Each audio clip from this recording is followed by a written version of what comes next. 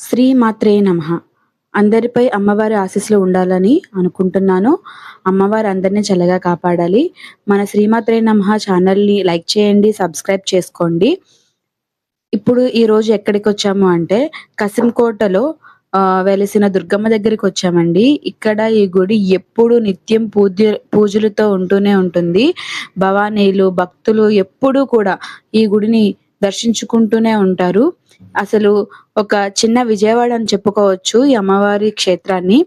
ఈ దసరా నవరాత్రులలో అమ్మవారిని చక్కగా 11 రోజులు కూడా చక్కగా అలంకరిస్తూ అందరికీ కూడా మంచిగా అమ్మవారు దర్శనమిచ్చారు. ఆమె కరుణ అందరిపైన గూడా ఉంది. ఈరోజు మిమ్మల్ని ఇక్కడికి తీసుకొచ్చాను. ఇక్కడ మన శివయ్య కూడా ఉన్నారు.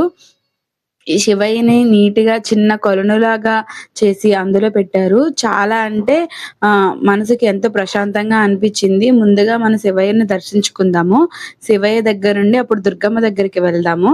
శివయ్యకి నమస్కరించుకొని, శివయ్యతో మనం మంచిగా మన మనసులో ఉన్నది చెప్పుకొని, అప్పుడు దుర్గమ్మ దగ్గరికి వెళ్దామనమాట.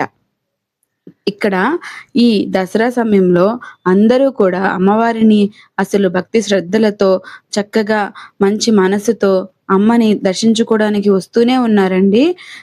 ఇక్కడ ముందు మనకి పైకి వెళ్ళలేని వాళ్ళకి అంటే అమ్మ దగ్గరికొచ్చాక వెళ్ళలేకపోవడం ఉండదు. కానీ ముందు ఇక్కడ అమ్మవారిని దర్శించుకొని, ఇక్కడ అమ్మవారికి పసుపు, కుంకుమలు సమర్పించుకొని, కొబ్బరికాయ కొట్టి, ఇక్కడ ముందుగా అమ్మవారిని అందరూ పూజించుకుంటారు. నమస్కరించుకొని, అప్పుడు గుడి లోపలికి వెళ్లి అమ్మవారిని నమస్కరించుకోవడానికి వెళ్తారు. కిందని అమ్మవారున్నారు, పైన కూడా అమ్మవారున్నారు. అసలు వీడియో తీయడానికైతే ఒప్పుకోలేదండి. కానీ ఏదో అలా ప్రయత్నించాను. ఇక్కడ కిందనే అమ్మవారున్నారు. అమ్మవారిని దర్శించుకొని అప్పుడు పైకి వెళ్దాము. కిందనే మహాలక్ష్మి అమ్మవారున్నారు.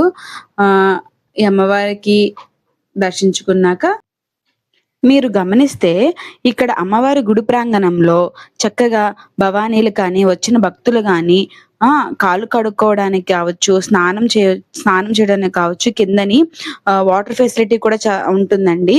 తర్వాత ఇక్కడ ఒక చెట్టు కూడా ఉంటుంది.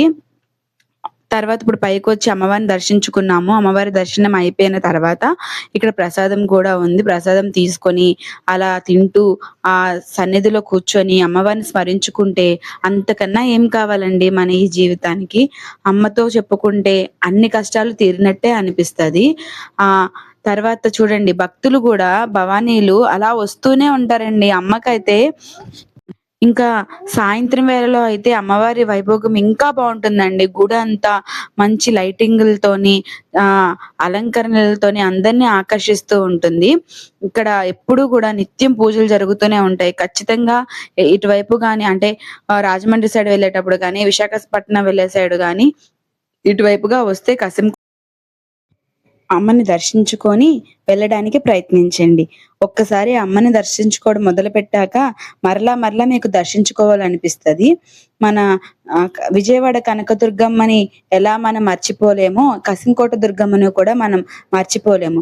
ఖచ్చితంగా ఆ ప్రాంగణంకి రాగానే మనకి అమ్మవారు ఖచ్చితంగా గుర్తొస్తారు. అమ్మవారి ఆశీస్సులు మన అందరిపైన ఉండాలని అనుకుంటున్నాను. ఇక్కడ నాకు తెలిసి మన అమ్మవారికి ఎదురుంగా ఏదో మంచిగా భోజనశాల ఒకటి రెడీ అవుతుంది. ఎందుకంటే అమ్మవారి గుడికి నిత్యం వస్తూ ఉంటారు కదా, చూడాలి మరి ఇక్కడ కొత్తగా ఏం డెవలప్ అవుతుందో తెలియదు. ఏదైనా గుడి డెవలప్ అవుతుందంటే చుట్టుపక్కల ఏరియా కూడా డెవలప్ అవుతుంది కదండి. లైక్ ఇప్పుడు మన వాడపల్లి వెంకటేశ్వర స్వామి ఎలాగా మొత్తం అక్కడ ఉన్న జనాలందరికీ ఒక ఉపాధిని కలిగించారో, మన ఇక్కడ దుర్గమ్మ దగ్గర కూడా చాలా మంది బతుకుతూనే ఉన్నారు. చూద్దాం ఏమవుతుందో.